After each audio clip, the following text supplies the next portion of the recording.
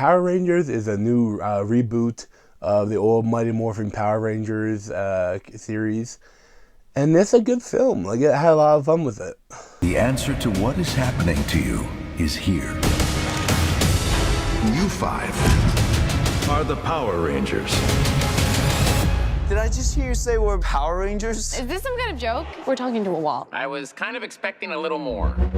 Right off the bat, I will say that there's surprisingly a small amount of Power Rangers. But I think maybe they're setting it up for like the sequels to the film. I think it did well enough to get a sequel. And I love the aspect of all of the kids. You know, it's kind of like the high school film and how a group of outsiders come together and they train and learn to fight and they gain the powers. And I loved all of that stuff. Like, the character development is incredibly well done. And they seem like their original well-developed characters. And every actor is great. Like, you have Dacre Montgomery as the Red Ranger, Naomi Scott as a Pink Ranger, R.J. Seiler as a Blue Ranger, Lulu Lin as a Black Ranger, and Becky G as the Yellow Ranger. And they're all really good. Like, they even have bits and stuff that the background for why they are what they are, but they don't like kind of slam me over the head with it. And I really liked all of those scenes, especially the scene when they're at the bonfire and they're like trying to become a team and they're talking about like who they are, what secrets they may have. And I loved all that. Elizabeth Banks as Rita Repulsa is good. I liked her, but she was a little over the top. Like, compared, like, the rest of the movie is a little more serious. But I really liked her. I mean, like, she was cool. And she was pretty hot, you know, in the get-up, even though, like, she was weird looking, like, strange. But, it was cool. But I didn't really like her monsters. Like, they do, like, the putty guys or whatever, like, for a little bit. And then they have, like, the gold monster. And that's kind of it. Like, I mean, I was expecting another big monster. Like, from the trailer, they showed most of it in the trailer. Like, there's surprisingly little Zord fighting. You know, they have a gold monster, it fights. The Power Ranger gives it a suplex, and then it's over. You know, it's like, I thought that'd be the intro, and then there'd be another monster that she would create. But there really isn't, like, there isn't much any other monsters, really, which is kind of surprising. I especially would have liked more of them in their suits. Like, they would have gotten their suits a little bit earlier. Because, like, you only get, like, a minute of them, like, fighting the putty monsters in the suit.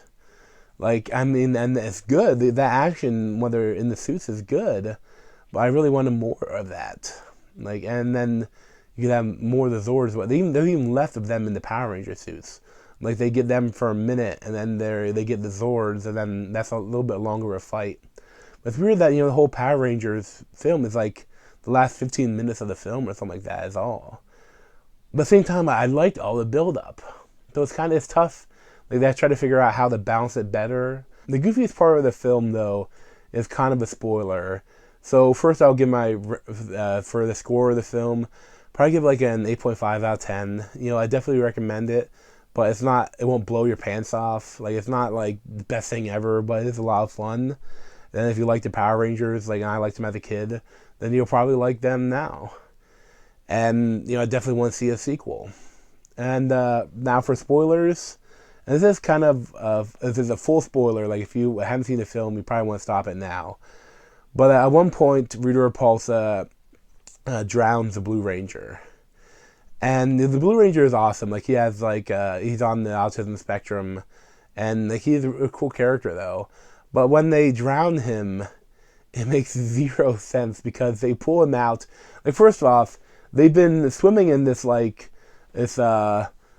underwater pool thing that, you know, they go through and then takes them into Zordon's cave and, you know, all the stuff goes on there. But some of those shots last, like, a minute or more. And he's in the water for less than a minute. Then they pull him out and he's dead. And they never try to give him CPR. They never do anything to try to revive him. They're like, he's not breathing. He's dead. Oh my God, what are you gonna do? Like, do CPR maybe? maybe like hit him in the chest a couple times, maybe do something to help him. And instead, they I guess they carry him and they run back to Zordon, which must have taken hours to get in there. They didn't have a car, so it would have to, from the docks to the mine, would have to be hours. So this guy is now, even bring him back, he is brain dead. But Zordon's like, well, I could come back, but now I can't. But he can come back, so fine. Yeah, he's alive. Yeah, I'm okay. And it's just stupid. Like, I get the way they do that is that they have almost someone lost, and then they come together after that. But the way they did it was just so stupid. I mean, do none of them know CPR? They don't even mention, like, if you did CPR and he didn't, like he didn't come back, then okay. They never even try. Like, it's so stupid. But, other than that, it's a good film. I enjoyed it. And if you want to see my other videos, you can check them out around my head.